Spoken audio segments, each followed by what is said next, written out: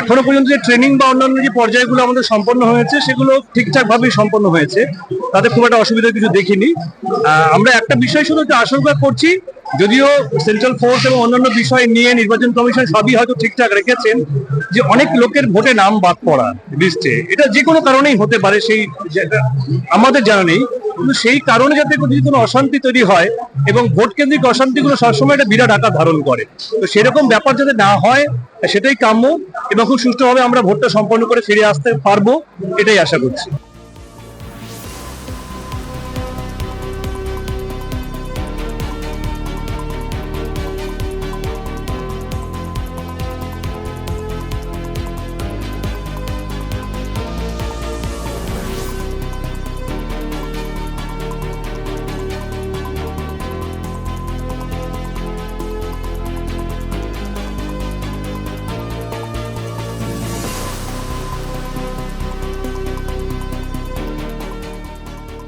আমরা ট্রেনিং নিয়েছি, আমাদের হ্যান্ডবুক দেওয়া হয়েছে, আমরা সেটা অনুযায়ী চলবো।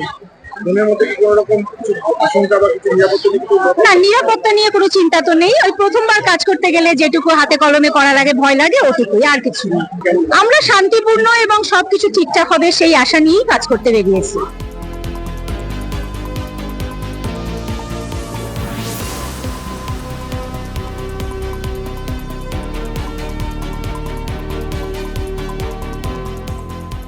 আমাদের পক্ষে তো ভালোই, এটা কড়াকড়ি হয়েছে, আমাদের পোলিং পার্সোনাল পক্ষে ভালো। না না, সে তো এখনো পর্যন্ত দেখতে পাচ্ছি না, সে তো পোলিং তো আরম্ভ হবে কালকে, না আজকে পর্যন্ত কিছু হয়নি।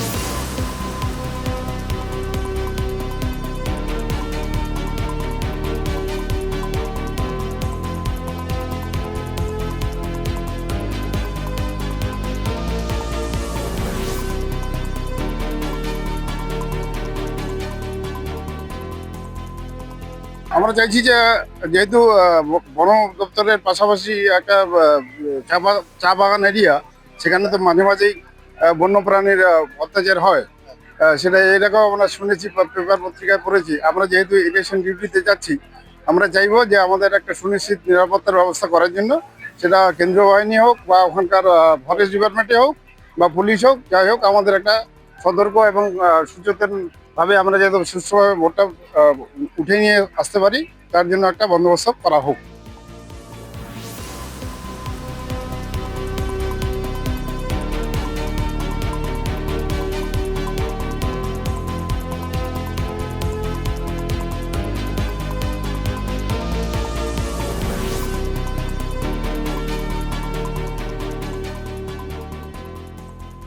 ভোটে ডিউটি পড়েছে ধূপগুড়ির মোগলকাটা মোগলকাটা বাগান বলে, চা বাগান।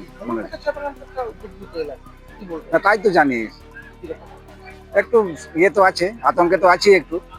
ওই যে বাগানে যে লেপার থাকে, চিতাবাঘ আর কি। মাঝে মধ্যে গ্রামে ঢুকে একটু ইয়ে করে, অ্যাটাক করে, আক্রমণ করে, এই আর কি। হ্যাঁ, আমরা তো চাবো যে একটা মানে আমাদের সিকিউরিটি দরকার, নিরাপত্তা আমাদেরও দরকার আছে।